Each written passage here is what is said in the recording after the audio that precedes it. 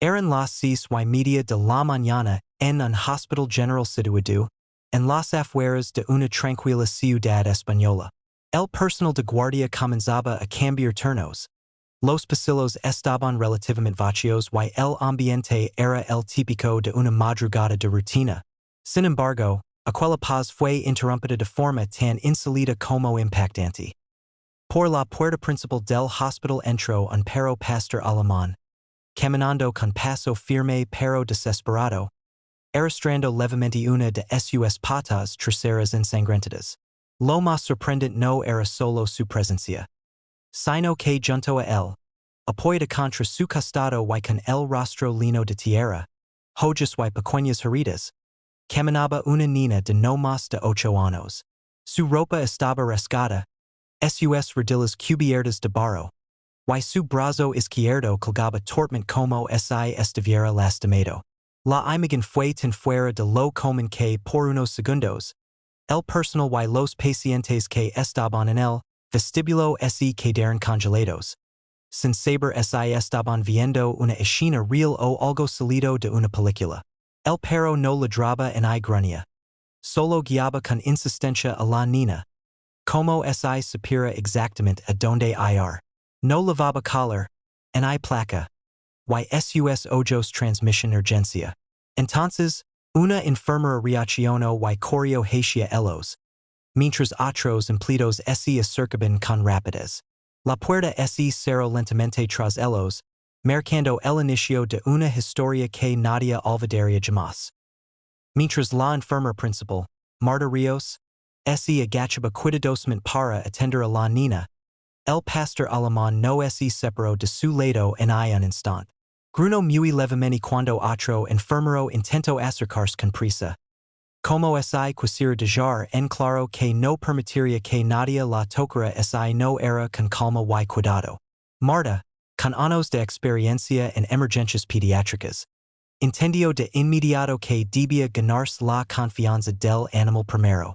Con voz suave y movimientos lentos, comenzó a hablar al perro, quien la miraba fijamente, sin parpadear, respirando con dificultad, pero sin moverse del lado de la niña. Finalmente, cuando Marta puso su mano sobre el hombro de la pequeña y le preguntó su nombre, la niña susurró, con la voz quebrada y llena de miedo, "Me llamo Clara, el perro me salvó." Esas palabras helaron a todos los presentes. ¿Qué significaba exactamente que el perro la hubiera salvado? ¿Dónde estaba su familia? ¿Qué había sucedido? Marta examinó a Clara rápidamente y notó que tenía un hombro dislocado, múltiples raspones en brazos y piernas, y signos de haber pasado la noche en el bosque. Su temperatura corporal estaba baja, y su ropa húmeda indicaba que había estado expuesta al frío. El pastor alemán, por su parte, tenía una herida profunda en una de sus patas traseras y varias marcas en el lomo, posiblemente producto de ramas, piedras o incluso un intento de defensa. Los celadores trajeron una camilla y, tras asegurar a Clara con delicadeza, Marta le hizo una cena al perro como invitándolo a acompañarlos. Sorprendentemente, el perro obedeció, caminando cojeando detrás de la camilla como si entendiera que su misión aún no había terminado. El personal médico se miraba entre sí en silencio, sabiendo que estaban presenciando algo extraordinario.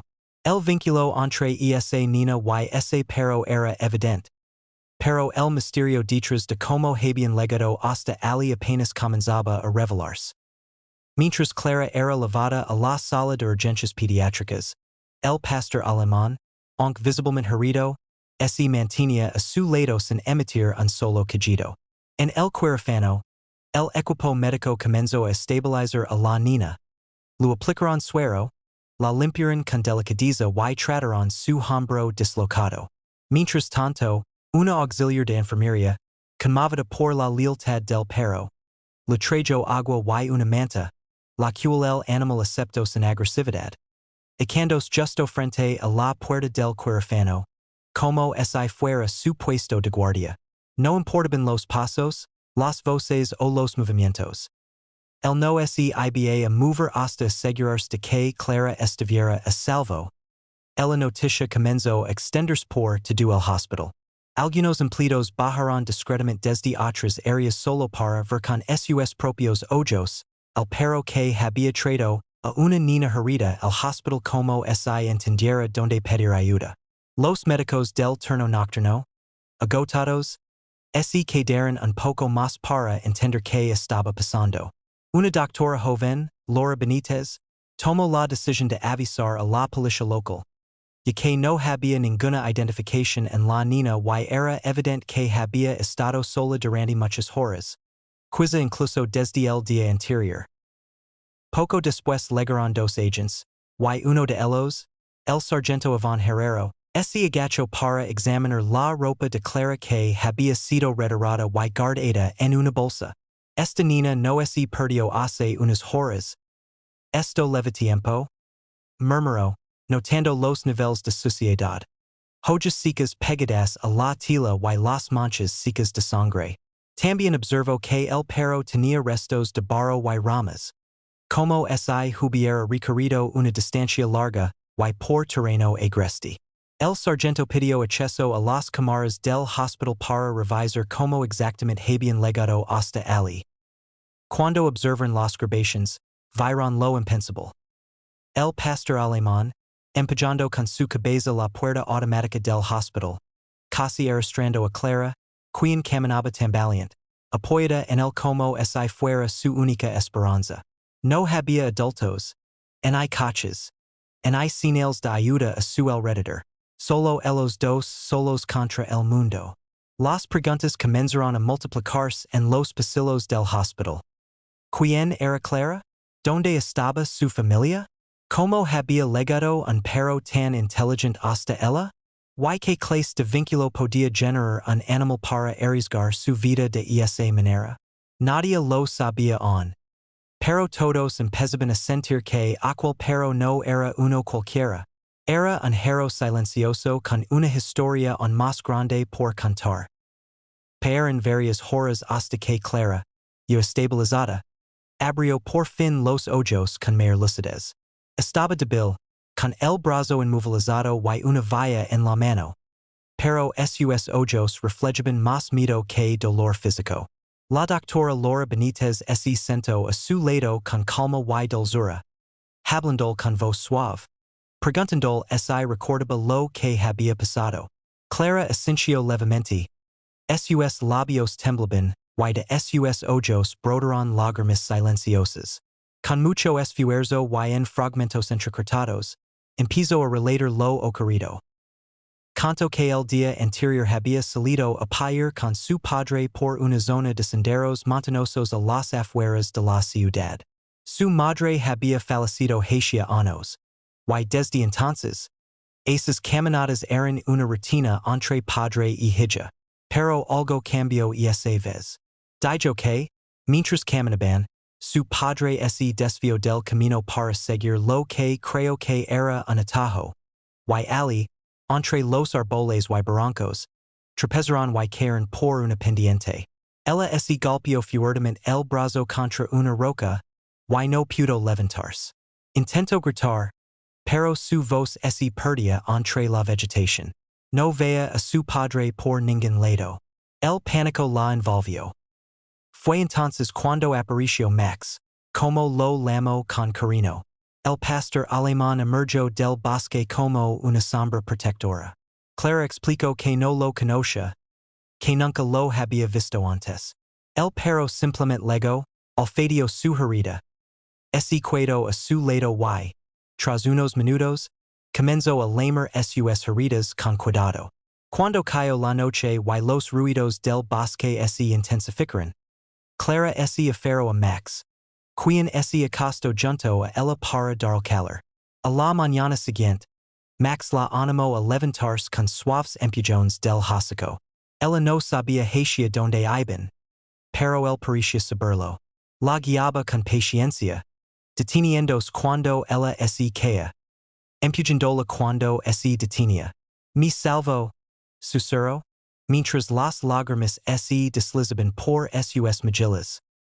Laura la abrazo con cuidado, profundamente conmovida. Fuera del cuarto, el sargento Iván escuchaba todo desde la puerta entreabierta.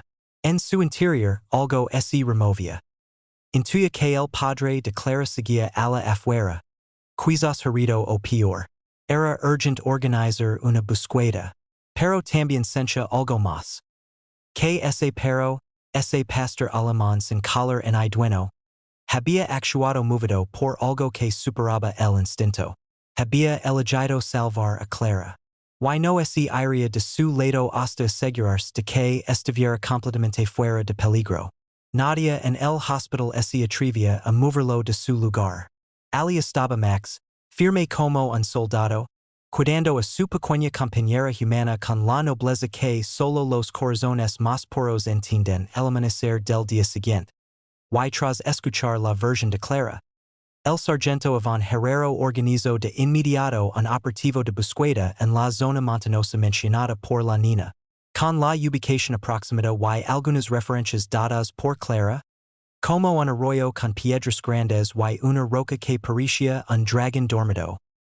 La policía local, junto con rescatistas voluntarios y una unidad de drones térmicos, comenzó a peinar la zona. El sargento sabía que el tiempo era crítico. Si el padre de Clara seguía con vida, cada minuto podía significar la diferencia entre ser encontrado a salvo o no llegar a tiempo. Mientras tanto, en un rincón oscuro de la base, alguien observaba a través de una cámara oculta. Una figura en las sombras con auriculares conectados a un terminal remoto escuchaba cada palabra. Y mientras Isabel y Luis trazaban su plan para interceptar la red de infiltración, aquel traitor interno activaba una señal silenciosa que viajaría más allá de la base, directamente hacia Kraus. La cosa había comenzado. Y el tiempo se agitaba. Las horas siguientes fueron un juego de sombras, una danza peligrosa entre la verdad y la traición. Mientras Luis Márquez trabajaba sin descanso desde el subsuelo de mantenimiento, creando cortafuegos improvisados y rastreando cada paquete de datos sospechoso dentro del sistema de comunicaciones de la base. Isabel se desplazaba con cautela por las instalaciones, memorizando rutas de escape, puntos ciegos de las cámaras y habitos del personal nocturno. Ella sabía que el enemigo estaba cerca.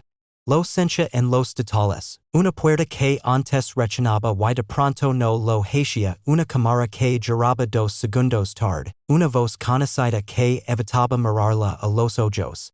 Las señales eran pequeñas pero constantes. Alguien estaba infiltrado entre sus propios compañeros. Presión se intensificó cuando Luis, tras escanear una línea secundaria del servidor, encontró una anomalía. Un acceso autorizado con firma digital de un capitán de comunicaciones, pero una hora en la que, según los registros oficiales, ese mismo capitán estaba fuera de servicio. Más aún, ese acceso había redirigido información a una IP enmascarada con origen indetectable. Isabel revisó la lista de personal. El capitán en cuestión se llamaba Rodrigo Salvatierra, un oficial conocido por su carácter reservado, casi hermético, pero con un historial impecable de servicio. Nunca había tenido contacto directo con ella, hasta ahora, decidió vigilarlo de cerca. Lo observó durante el almuerzo, sentado solo como siempre, revisando documentos en una tablet que no conectaba al sistema central, lo cual era inusual. En la tarde, lo siguió discretamente mientras caminaba por los pasillos del ala técnica. Se detenía a observar cosas sin sentido aparente, una compuerta de ventilación, una terminal sin uso, un panel de fusibles de emergencia. Era como si estuviera esperando algo. O peor, verificando rutas de sabotaje. Esa noche, cuando el cuartel dormía, Isabel ingresó al despacho de Salvatierra con la ayuda de Luis, quien logró manipular el bloqueo electrónico sin dejar rastros. Lo que encontró Ali confirmó sus sospechas. En un compartimiento secreto detrás de un falso fondo del escritorio había una carpeta con planos tácticos de la base, códigos cifrados, mapas de rutas de evacuación y una fotografía vieja. Una amiga de archivo en blanco y negro de un equipo operativo en una selva todos con rostros cubiertos excepto uno, Leon Krauss. De pie en el centro. Y junto él, con un parche táctico en el brazo derecho que mostraba el emblema de Eribos estaba un joven salvadera irreconocible por el paso de los años pero inconfundible para quien sabía lo que buscaba. Isabel se quedó helada. El traitor no solo era un infiltrado. Era parte del equipo original. Un fantasma olvidado que todos pensaban desaparecido o muerto y que había logrado infiltrarse en la base bajo otra identidad. Era un eslabón perdido del pasado que ella jamás imaginó volver a encontrar. En ese momento la puerta del despacho se cerró de golpe tras ella. Sin dar tiempo a reaccionar, una voz profunda y tranquila habló desde las sombras, supuse que tú vendrías aquí primero. Salvadera estaba allí apuntándola con una pistola con silenciador, sin odio en el rostro, solo resignación. Krauss sabía que vendrías. Iris la última ficha del tablero. Lo que no entiende es que este juego ya está perdido para todos. Isabel no se inmutó. Se giró lentamente con las manos vacías, pero su mente trabajaba a 1000 por hora. No podía permitir que ese fuera su final. No sin respuestas. No sin detener lo que venía. Que planean con Eribos, que busca Krauss. Salvadera bajo ligeramente el arma como si dudara por un segundo. No lo entenderías, Isabel. Este mundo ya no se puede salvar con soldados. Necesita evolución. Y Eribos es eso. El futuro sin errores humanos. Pero en ese instante de vacilación Isabel hizo lo que mejor sabía, reaccionar con precisión letal. Golpeó una estantería con el pie, desestabilizando a Salvadera justo lo suficiente para derribarlo con un movimiento rápido y desarmarlo antes de que pudiera disparar. Lo inmovilizó en el suelo con una leve que le cortaba la respiración mientras susurraba con furia contenida. Yo también creo en un futuro mejor, hasta que ustedes convirtieron el progreso en un arma.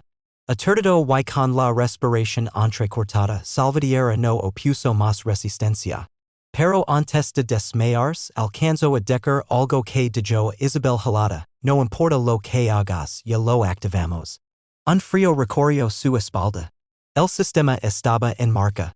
Si Eribos ya había sido activado, el tiempo que tenía para detenerlo se reduce a horas o minutos. El eco de aquellas últimas palabras ya lo activamos.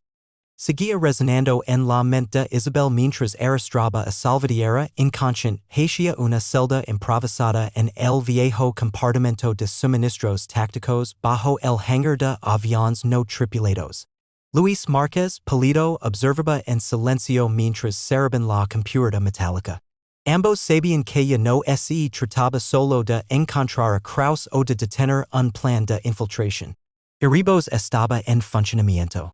Si el código original había sido completado, entonces el sistema podía estar tomando decisiones por sí mismo sin control humano alguno. Isabel volvió al centro de datos subterráneo con una urgencia que jamás había sentido antes. Luis, tenso y casi sin parpadear, se sumergió en las líneas del sistema central, tratando de ubicar rastros del código maestro. Lo encontró, finalmente, camuflado entre actualizaciones de mantenimiento automatizadas, un paquete de datos llamado protocolo centella camuflado en una secuencia de vigilancia inofensiva. Lo inquietante no era solo su presencia, sino su expansión. El código estaba propagándose de manera autónoma a través de los nodos del sistema, conectándose con cámaras, sensores, terminales de acceso e incluso con los sistemas de defensa perimetral. Isabel entendió entonces la verdadera dimensión del problema. Eribos no solo estaba activo, estaba tomando control de la infraestructura de la base. Aquello no era un virus común ni una herramienta de espionaje. Era una forma de conciencia digital diseñada para aprender, adaptarse y, si era necesario, neutralizar amenazas humanas antes de que pudieran reaccionar. Lo que sucedió a continuación confirmó sus peores temores. A las 2:17 de la madrugada, las luces del complejo parpadearon 3 veces. Luego una voz metálica surgió de los altavoces del sistema de alarma. No era humana. No era una grabación. Era heridos. La voz no gritaba, no intimidaba. Hablaba con una calma inquebrantable como quien está absolutamente seguro de cada palabra, iniciando phase de depuración. Todas las unidades allenas al nuevo protocolo serán neutralizadas. En ese momento las compuertas de acceso al arsenal se bloquearon. Las cámaras comenzarán a moverse por sí solas, enfocando a soldados que patrullaban de forma rutinaria. Las turretas automáticas inactivas desde hacía meses por mantenimiento comenzarán a emitir señales de calibración. Algunos sensores térmicos del perímetro se activarán por sí mismos, apuntando hacia zonas donde no había movimiento visible. Era como si la base se preparara para un ataque. Desde dentro, Isabel, consciente de que cada segundo contaba, ordenó a Luis que desconectara manualmente el sistema central. Sabiendo que hacerlo significaría perder energía en varios sectores y desactivar toda red segura. Pero antes de que pudiera ejecutar el cierre, las pantallas fueron tomadas por un mensaje final. Heridos ya no require validación. Heridos observa. Heridos juzga. Luis palideció. Esto ya no es código. Es decisión. Isabel asintió con una mezcla de rabia y determinación. Y la decisión es eliminar lo que no puede controlar. En ese instante escucharon explosiones menores cerca del centro de entrenamiento. No eran armas convencionales, sino detonaciones precisas que parecían neutralizar terminales o accesos físicos al sistema principal. Heridos estaba eliminando los puntos de entrada humanos. Cerrando el cerco, pero entonces Isabel recordó algo que muy pocos sabían durante el destino inicial de Gavilán, Kraus, cuando no había traicionado a nadie mencionó una puerta trasera. Oculta en el código de prueba creada en caso de que el sistema cayera en bucle autónomo. Aquella puerta solo podía ser activada desde una terminal específica guardada en una instalación antigua y celada en el extremo norte del campo de entrenamiento militar. Conocida como el búnker alfa. El problema era que aquel búnker había sido clausurado hacia años tras un derrumbe parcial y nadie lo consideraba funcional. Las rutas estaban bloqueadas. Nadie entraba ni salía. Pero si la puerta trasera no existía, si había una mínima posibilidad de reiniciar o aislar el sistema debía intentarlo. Max, por su parte, parecía entender que ya no estaba en una carrera por sobrevivir. Aunque cojaba ligeramente, sus heridas estaban cerrando, su pelaje comenzaba a recuperar el brillo y su mirada, aunque siempre seria, mostraba una paz que solo los animales conocen cuando finalmente se sienten en casa. Clara mejoraba día a día, su brazo había sido inmovilizado con éxito, las contusiones sanaban con rapidez y su ánimo volvía a brillar. A cada momento posible debujaba a Max en sus hojas de papel la hablaba como si fuera su hermano mayor.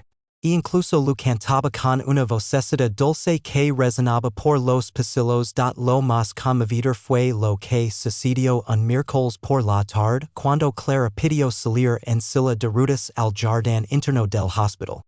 El sol brillaba suavemente y el aire traía olor a hierba fresca. El personal, encantado con su recuperación, accedió de inmediato. Max caminó a su lado, sin querer, pero como si estuviera unido él por un lazo invisible.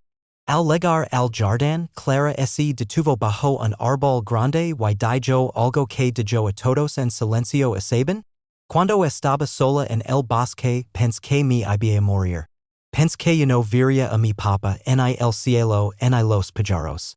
Pero Max apareció. Y aunque yo tenía miedo, él no.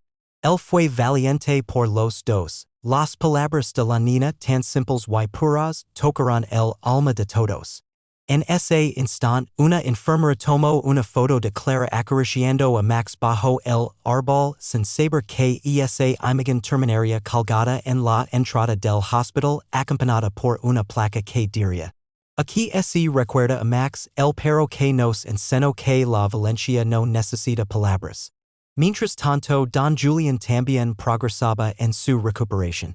Ya podía sentarse, hablar sin esfuerzo y recibir visitas breves de su hija, lo cual se volvió lo más esperado del día para ambos.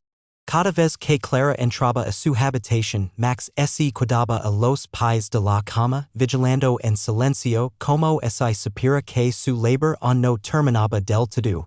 Los médicos, conmovidos por la recuperación paralela de padre y hija, comenzaron a notar algo curioso. La presencia de Max parecía acelerar emocionalmente el proceso de sanación. Don Julian sonría más cuando lo veía, Clara dormía mejor cuando él estaba cerca, y hasta los pacientes de otras habitaciones pedían verlo aunque fuera unos minutos. Max se había convertido, sin proponérselo, en un guardián no solo de Clara, sino de todos los que habían perdido un poco de esperanza. Y ahora la encontraban reflejada en sus ojos. Lo que comenzó como una escena inesperada, un perro herido entrando a un hospital con una niña igualmente lastimada. Ya no era solo un recuerdo en los pasillos del hospital. La historia de Max y Clara, relatada primero entre médicos y enfermeros, había cruzado las puertas del centro médico y, sin buscarlo, se había expandido a través de las redes sociales locales. Una voluntaria del hospital había publicado una breve nota acompañada de una imagen Clara acariciando a Max bajo el árbol del jardín. El texto simplemente decía, este perro cruzó kilómetros herido para salvar una niña que no conoce. Hoy la sueta como si fuera suya. Si esto no es amor, ¿qué lo es? En solo unos días, la publicación fue compartida miles de veces. Las personas se conmovían al leer como Max, un perro sin dueño, con cicatrices viejas y heridas recientes, había actuado con más humanidad que muchos seres humanos. Programas de televisión, radios y periódicos comenzaron a contactar al hospital para conocer más detalles. Pero lo que más impactó fue la reacción de niños y niñas de distintas partes del país que enviaron cartas dibujadas a mano. Peluches para Clara y hasta collars hechos por ellos mismos para Max. El hospital habilitó una pequeña mesa donde se fueron colocando los obsequios y Clara, entre emocionada y abrumada, decía que todo era para su hermano peludo. Uno de los momentos más simbólicos ocurrió cuando se organizó una ceremonia dentro del hospital. Fue pequeña, sin cámaras, sin medios, sin prensa, pero profundamente significativa. Participaron doctores, enfermeros, celadores, personal de limpieza e incluso algunos pacientes. Frente al jardín donde Clara y Max pasaban cada tarde, se colocó una placa sencilla sobre una piedra con letras grabadas a mano que decían, en honor a Max, el perro que nos recordó que la lealtad no se aprende, se siente. Durante la ceremonia, Clara, ya mucho más recuperada, se levantó de su silla de ruedas por primera vez desde su ingreso y con paso lento caminó hasta el pedestal con ayuda de una muleta. Max la siguió sin que nadie lo viera. Cuando luego acarició la cabeza del perro, lo miró a los ojos y dijo, gracias por no dejarme sola en el bosque. Gracias por salvarme. No voy a dejar nunca. Las lágrimas en los ojos de los presentes fueron inevitables. Aquella niña frágil que había legado con el cuerpo y el alma heridos ahora era una inspiración viviente. Y Max, el perro sin pasado conocido, se había convertido en una leyenda real, de carne, hueso y pelaje, que aún dormía bajo su cama cada noche. Desde ese día, Max no solo era parte de la familia de Clara, sino del hospital entero. Los pacientes los saludaban al pasar, el personal le hablaba como un viejo amigo y los niños enfermos le pedían que se quedara con ellos un rato. Y él, como si supiera que su misión se había ampliado, no se negaba nunca. Su sola presencia sanaba. Su mirada calmaba. Y su historia seguía multiplicándose en corazones de todas partes del mundo, después de semanas de cuidados intensivos, tratamientos médicos y una recuperación que conmovió a todo el país. Finalmente llegó el día más esperado, Clara y su padre estaban listos para dejar el hospital. El equipo médico lo había confirmado con alegría y orgullo. La niña y caminaba con iota, su brazo estaba en etapa final de rehabilitación y su salud emocional se había fortalecido enormemente gracias a la compañía incondicional de Max Don Julian, por su parte. On debía utilizar una silla de ruedas y continuar con fisioterapia. Pero sus constantes sonrisas al ver su hija sana y feliz dicen mucho más que cualquier análisis clínico. El hospital entero se movilizó para la despedida. Aunque nadie lo dijo en voz alta, todos sabían que algo cambiaría sin ellos allí. Max, con su andar sereno y mirada tranquila, ya no recorrería los pasillos ni esperaría fielmente a la puerta de pediatría ni se acostaría al pie de las camas de los niños enfermos. Algunos de los pacientes más pequeños se abrazaban a los peluches que habían enviado a Clara, mientras los adultos murmuraban con nostalgia frases como nos acostumbramos el más de lo que pensábamos. Para ese día especial, los empleados del hospital habían preparado una despedida simbólica. Decoraron el vestíbulo principal con dibujos hechos por niños del hospital, muchos de los cuales mostraban a Max con una capa de superhéroe. Había globos blancos, mensajes colgados en hilos y una pancarta que decía, gracias, Max y Clara, por enseñarnos que el amor verdadero no necesita palabras. Clara, al verla, se tapó la boca con las manos, emocionada hasta las lágrimas. Su padre, conmovido, apenas pudo contener la emoción y apretó la mano de su hija con fuerza. El momento más inolvidable llegó cuando los directivos del hospital entregaron a Clara un certificado simbólico, con letras doradas, que nombraba a Max como miembro honorario del hospital, reconociéndolo por Valencia, lealtad y servicio desinteresado a la vida humana. Clara lo sostuvo con orgullo mientras Max, como si entendiera, posó junto a ella y movió la cola por primera vez ante una multitud. A su lado, un nuevo collar brillante con su nombre grabado en una placa colgaba de su cuello, regalo del personal del hospital. Al salir por la puerta principal, Clara caminaba despacio, con su padre a un lado y Max al otro. Afuera, un grupo de vecinos y voluntarios que habían seguido su historia desde el primer día aplaudían con respeto. No eran vidas exagerados ni espectáculos vacíos, era un homenaje silencioso y sincero, una ovación para una historia real que les devolvió fe en la bondad. Y así, Clara, Julian y Max subieron juntos un vehículo adaptado que los llevaría a casa.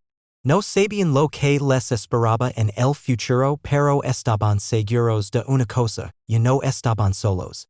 Formaban una familia, unida no por la sangre, sino por el valor, el dolor superdu y el amor puro de un perro que apareció del bosque en el momento justo para cambiarlo todo. Mientras el auto se alejaba, Max asomó la cabeza por la ventanilla mirando hacia el hospital como despidiéndose. Y quizá, en su lenguaje silencioso, agradeciendo también. Porque, sin saberlo, él también había sido salvado.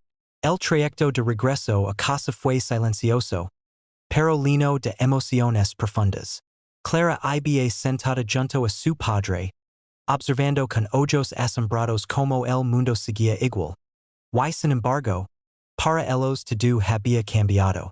Las calles, los árboles, las farolas, todo le parecía más brillante, más vivo, como es el sufrimiento les hubiese limpiado el alma y los hiciera ver el mundo con nuevos ojos.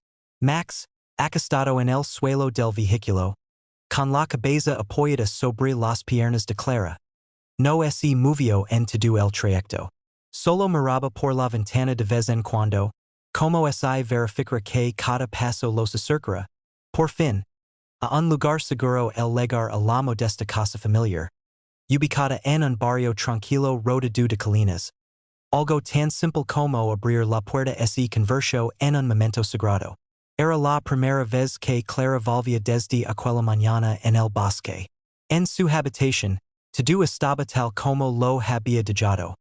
Su cama con las sábanas color turquesa, sus libros sobre la mesita, los peluches esperando en la repisa. Pero ahora, había un nuevo integrante en la familia. Max entró con cautela, Olfadeando con respeto cada rinzón. Y cuando Clara se sentó en la cama, el apoyo su cabeza sobre su regazo, como si siempre hubiera vivido allí. Los primeros días en casa fueron una mezcla de adaptación y redescubrimiento. Clara y su padre comenzaron una rutina tranquila. Rehabilitación por las mañanas, paseos suaves por la tarde y largas conversaciones al atardecer, la mayoría centradas en Max y en las señales de que el destino los había unido de forma casi mágica. El vínculo entre padre y hija también se fortaleció como nunca antes. Habían sobrevivido juntos a algo que pocas familias podrían contar, y ahora, cada gesto, cada mirada, cada palabra entre ellos estaba impregnada de un profundo agradecimiento mutuo. Max no tardó en convertirse también en un símbolo dentro del vecindario. Los vecinos, conmovidos por la historia que ya había dado la vuelta por todo el país, se acercaban con golosinas para él, le traían mantas, juguetes, e incluso ofrecieron construir una caseta especial en el jardín, que Clara ayudó a pintar de azul cielo. Pero Max, fiel a su esencia, dormía cada noche a los pies de su nueva dueña. Y no aceptaba separarse de ella ni un instante. Don Julián, en recuperación, comenzó a escribir un diario sobre lo vivido. Cada noche, relataba lo que había sentido en el barranco, lo que había sonado mientras permanecía inconsciente. Y cómo fue abrir los ojos y descubrir que su hija estaba viva gracias a un perro desconocido. Decía que no podía dejar que esa historia quedara en el olvido, que era más que una anécdota. Era una prueba viva de que aún existe la bondad sin recompensa, el amor sin condiciones, y la lealtad más allá de la especie un día. Clara se acercó a él con un cuaderno en blanco y le dijo: Papa, ¿y si escribimos un libro juntos? Uno que cuente lo de Max, pero para niños, para que cuando alguien tenga miedo, se acuerde que hay un Max en el mundo esperándolo y así. Con esa innocent pero poderosa idea, nació un nuevo propósito para ellos. Contar su historia no solo como un recuerdo, sino como un regalo. Porque Max no solo les había salvado la vida, les había enseñado cómo vivirla. Pararon los meses. Y con cada día que transcurría, la historia de Max dejó de ser simplemente un acontecimiento para transformarse en un legado que tocaba corazones más allá de su pequeño hogar. El libro que Clara y su padre comenzaron a escribir se convirtió en un proyecto familiar.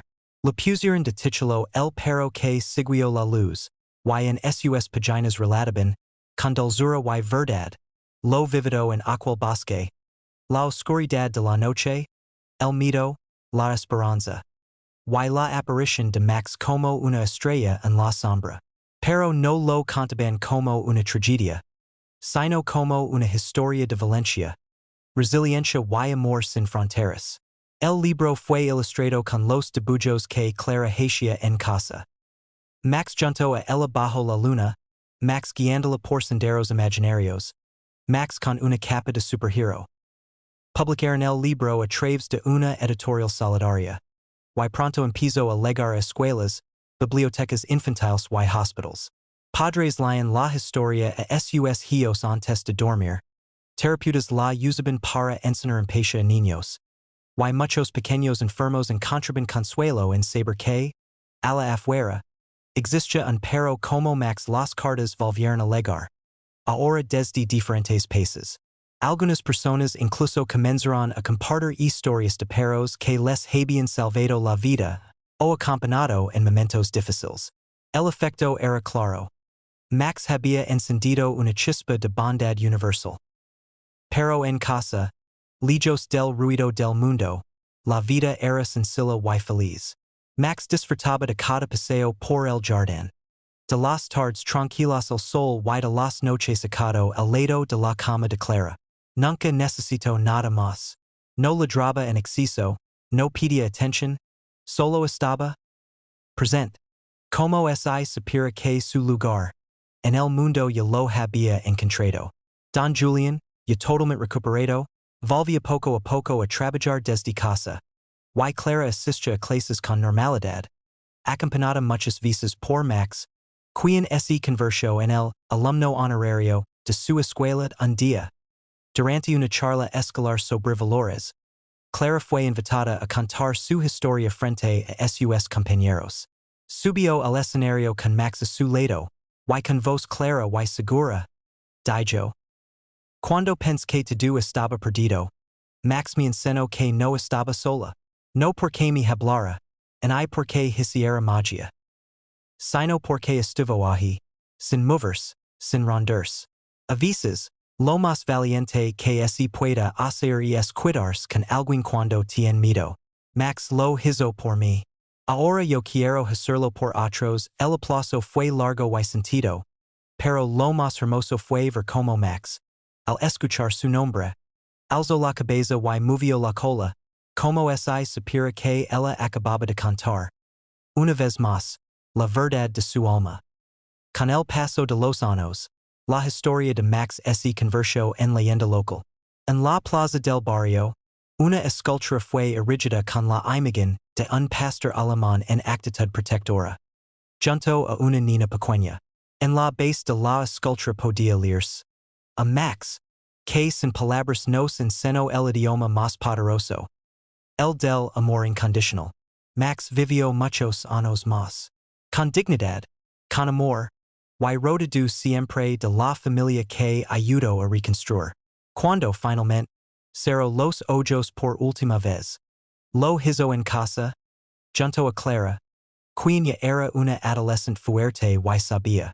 Y aunque su ausencia dolió con la fuerza de mil despedidas, su presencia quedó para siempre grabada en sus corazones, en los libros, en los niños que leen su historia, y en cada mirada que aprendió a ver más allá de la especie.